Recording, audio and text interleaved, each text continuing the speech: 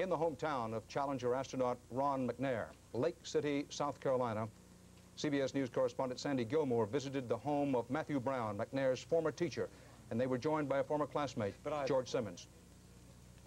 And did people get together, Mr. Brown, or what happened in town? Well, people began to make calls and to get together, and of course, as soon as we got the news as a school system, we called the administrators, principals, and asked them to have mass flags and to pass the announcement around to student bodies and teachers.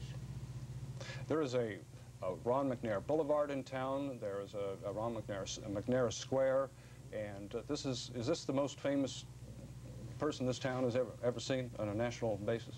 Truly, most definitely, I would say that it is, and Ron himself could not believe that this street would be changed from Boulevard to Ron McNair Boulevard. Just a last question: what are the youngsters around here now? What's their recollection of Ron McNair? Is he someone they look up to, or? Definitely, he's a person that everybody from initially before the space shuttle, just that he was qualified to be one of the NASA astronauts, qualified him to be looked up to. And after he came and visited all the schools, this was one of his highest priority to go into the schools, and everyone from that point on knew that, even though all the achievement that he's made, his priority were, let's tell the children that the sky is the limit.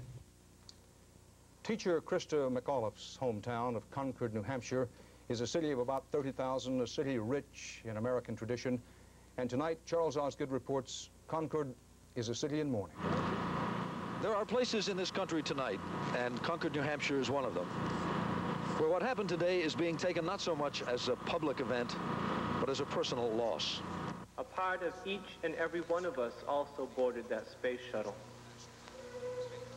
And so only naturally, we feel that a part of us is gone. My soul is longing for your peace. All over Concord tonight, there were church services where people prayed for their friend and neighbor, Krista McAuliffe, and for her family and fellow astronauts. And we, not understanding, are inconsolable. My soul is longing for your peace. The same thoughts were being expressed everywhere in Concord, in the stores and streets, and on the radio. This one thing was on everyone's mind. Many of us were watching as the craft exploded. Along with the sense of loss, however, is the feeling that this teacher, this warm, compassionate woman, has taught us something, even in death. And others will dare to do more and to take her place because of the example of Krista and those who perished with her today.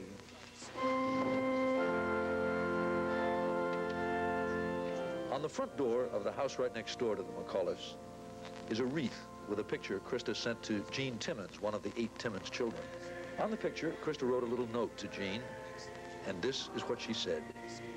She said, "May your future be limited only by your dreams." Charles Osgood, CBS News.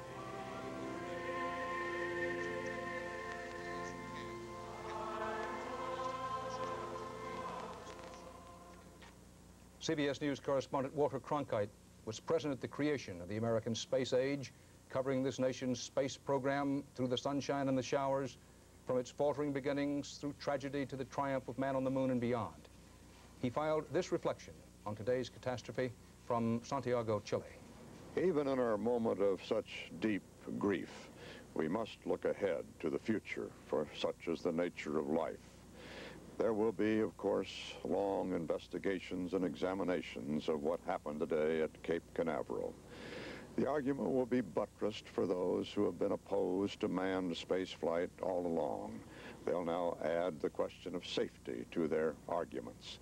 And NASA, of course, their engineers will have to look very carefully at what happened today to make sure that it doesn't happen again. Those of us who have watched the development of our space program from the very beginning, long before man first essayed a trip into space, we saw a lot of rockets blow up on the pad, soar into space, and then be destroyed. And I think in the backs of our minds always was locked the fear that someday all that volatile fuel would get loose when man was aboard, as indeed happened today.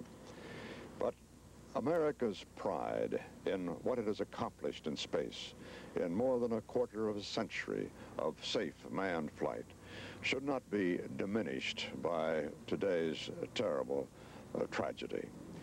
We have come a long way in space, and there's still so much to be done out there.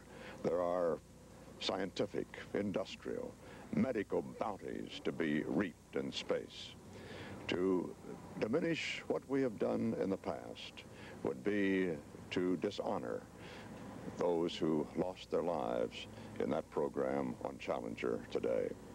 This is Walter Cronkite, CBS News, Santiago, Chile.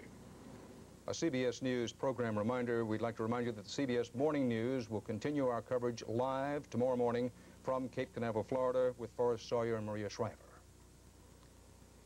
Why do they do it? What did they die for? Francis Scobie, spacecraft commander, veteran of a previous Challenger flight. Scobie talked about it in 1984. You have to risk something to gain something, and the risk and the gain are worth it to me. I thoroughly enjoy doing what I'm doing, and if you allow risks to keep you from doing the things in life that pleasure you and make you what you are and make you feel better about yourself, I think you're shortchanging yourself.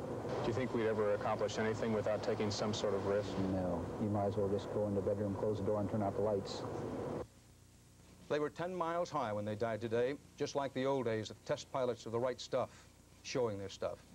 But it was not like the old days of out on the edge, seat of the pants flying with flyers all cut from the same cloth. These were Americans from all walks, from all backgrounds. Fighter pilots with war records, payload specialists with degrees, men, women, a teacher of children, a mother. They were Christian, they were Jewish, they were humankind up there going for us, going for the brass ring, for the thrill, for the knowledge, for the future. In a paraphrase of the poet James Dickey's work, put them high on the list of men and women who counted. These searchers and seekers, these astronauts and teachers who died today in what became the spaceship disaster. They died in the blue and silver furnaces of their spacesuits. Think about them, who they were, and the way they were. Dreamers, explorers, adventurers forcing themselves past the point of danger and deep fatigue to expand our understanding of what is up there and out there. They may never have known the nature of the trouble that killed them. For them, no more cries of, wow, what a view, no more jokes with mission control, no more thumbs up for cheering crowds, no more phone calls from the president. They will not see their parents and their wives or husbands and the children meeting them. Gone with the rush of the engines and the exploding sky. Gone, but theirs were lives that mattered. This has been a CBS News special report. Disaster in Space.